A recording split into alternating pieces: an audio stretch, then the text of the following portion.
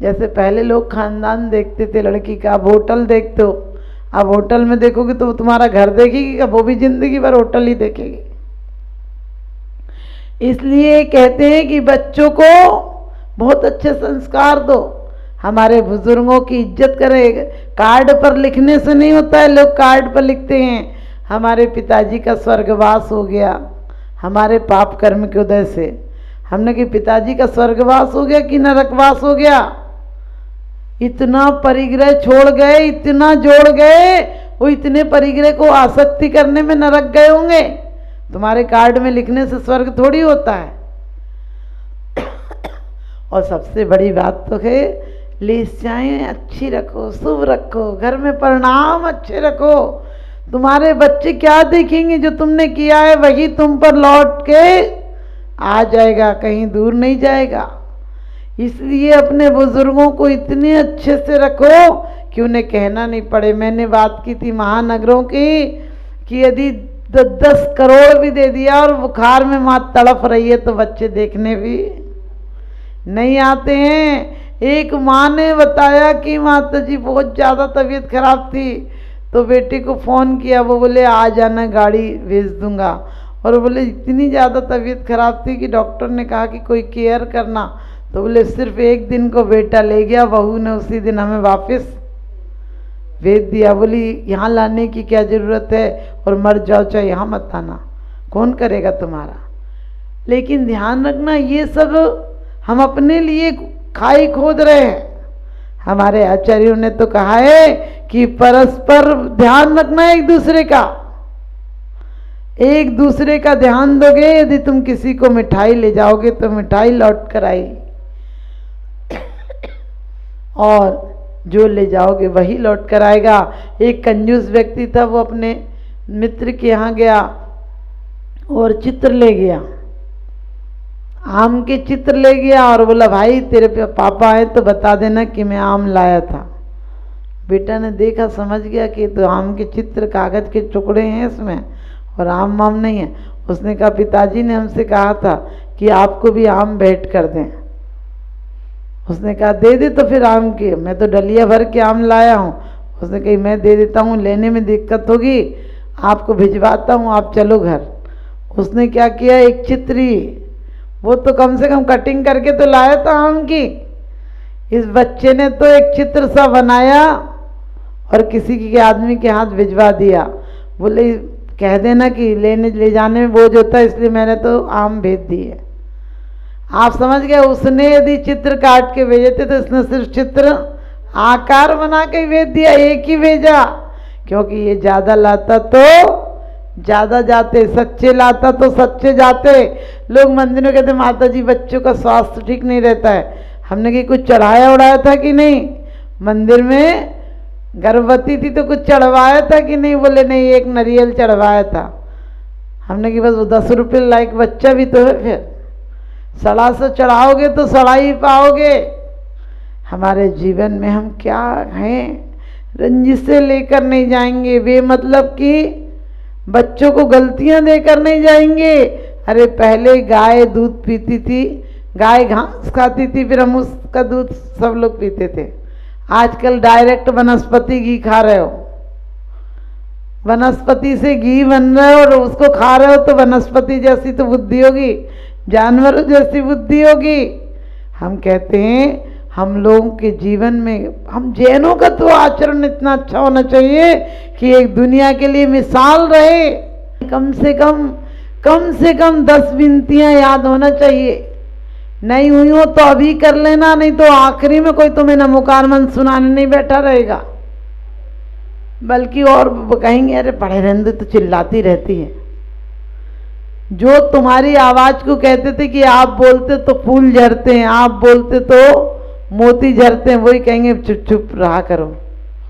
जो पत्नी जवानी में कहती थी कि आप बोलते ही रहो फूल झड़ते हैं, वही बुढ़ापे में कायदे की बात कहोगे तब भी कहेगी बक बक करते रहे तो चुप भी रहा करो। एक बार जवानी में पानी मांगो तो 4 तरफ से पानी आता है, और ज़्यादा बूढ़ा हो जाए 4 बार पानी मांगे तो एक बार कर्कश आवाज आती है कि बोलते हो तो बोलते ही रहते हो, चुप भी रह लिया करो। तो आप लोग सबको बहुत बहुत आशीर्वाद। आप लोग अपने बच्चों को वो संस्कार देना कि वे ये नहीं क्या करेगा बच्चा, इससे मत करा, इससे मत करा। अरे छोटे छोटे बच्चे हमारे यहाँ क्या सीखते थे, इतने हम लोग छोटे छोटे थे तो गुड्डा गुड़ियों के खेल खेलते थे, कुछ बनाते थे और आपस में इतने छोटे छोटे थे तब भी इतनी इतनी सी कढ़ाइयाँ होती थी, उसमें इतनी इतनी पूड़ी बनाते थे। मैंने वो क्या था, हम पाक कला सीख जाते थे, वो किसी को खिलाते थे तो देना सीख जाते थे। ये सब हमारी व्यवहारिकता की शिक्षाएं थी। आजकल बच्चा मोबाइल में आंखें फोड़ता रहता है और मोबाइल में भी वो गेम में देखी, एक दिन मैंने देखा क्या होता है गेम में, तो देखा वो मार काट सी, उतार चढ़ाव, ऊपर से गिरना उतरना। मैंने कही लो ये अभी से गिरने की तैयारी कर रहे हैं, ये उठेंगे क्या, ये अभी से कुत्ता ही बिल्ली देख रहे हैं लड़ने के, फिर ये इंसान क्या बनेंगे। बच्चों के कोमल चित्त पर हमारे वर्तमान योग के चरित्र आने दो, आप सबका जीवन सुधरे और आप वर्तमान योग चरणान योग द्रव्यान योग भी यदि भाव सहित पढ़ लिया। लोग कहते टाइम ही नहीं मिलता है, हमने कही जब टाइम मिलेगा तो करने लायक नहीं बचोगे। बुढ़ापे में टाइम कटता नहीं और जवानी में टाइम मिलता नहीं, इसलिए ध्यान रखना समय का सदुपयोग करना। समय चाबियों की तरह होते हैं जो समय ताले बंद भी कर देते हैं, वक्त के ताले बंद भी कर देते हैं और खोल भी देते हैं। आप सबको बहुत बहुत आशीर्वाद। आपके समय की चाबियाँ आपकी ज़िंदगी के बंद ताले खोल दें और बंद ताले खुल जाएंगे।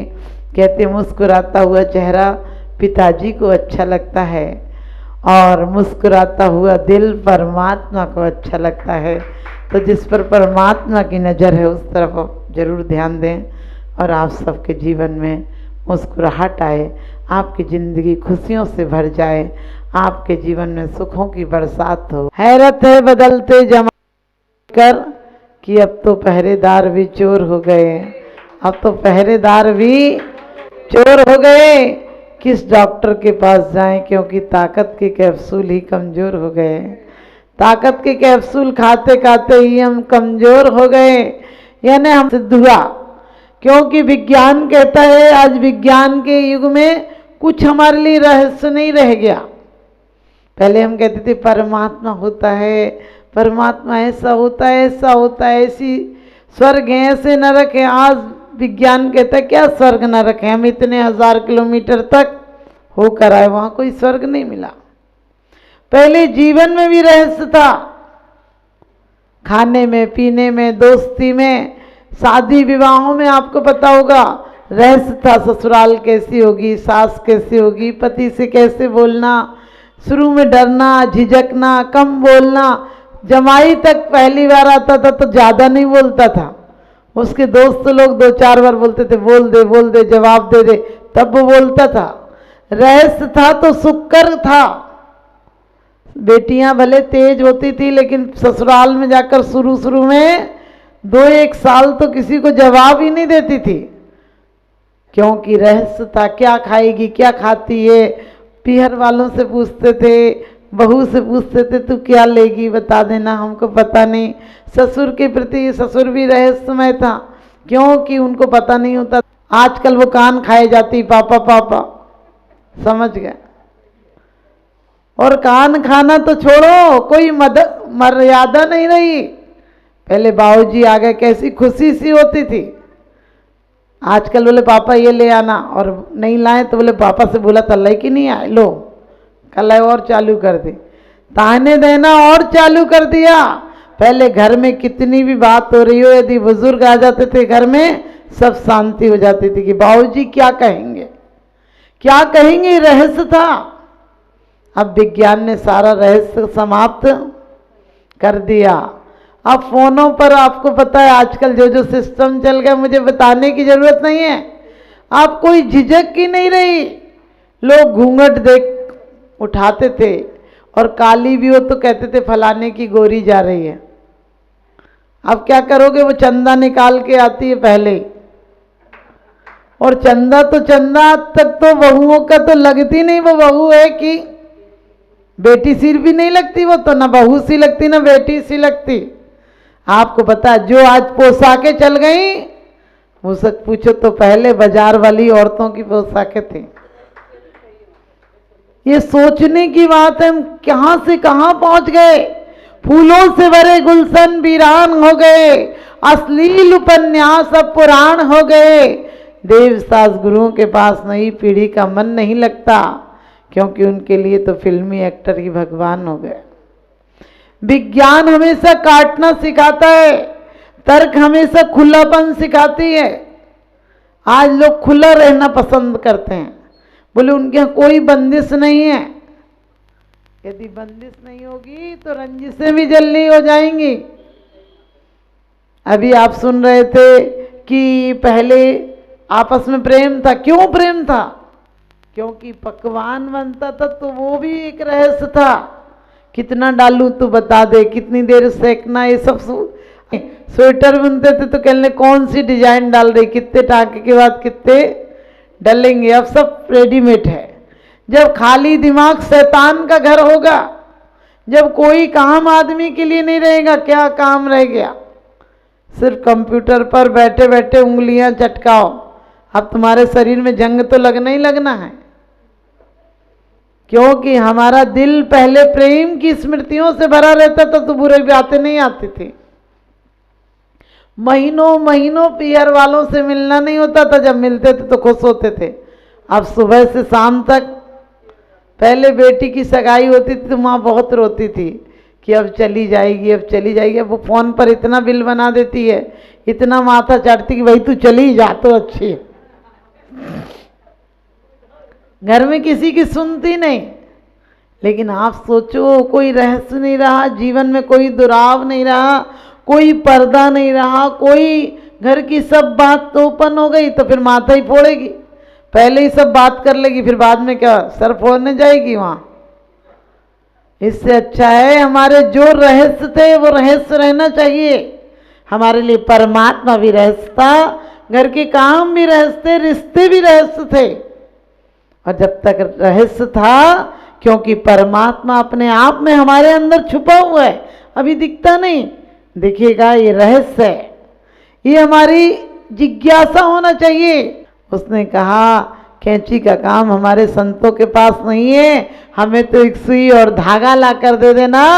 हमें तो सुई जहाँ काम करेगी वहाँ कैंची क्या करेगी। हम फकीर तो सिलने का काम करते हैं, हम जोड़ने का काम करते हैं, हम काटने का काम नहीं करते हैं। हमारा विज्ञान काटने का काम करता है, और जितना जितना विज्ञान बढ़ेगा उतनी उतनी आस्था हमारी समाप्त होती जाएगी।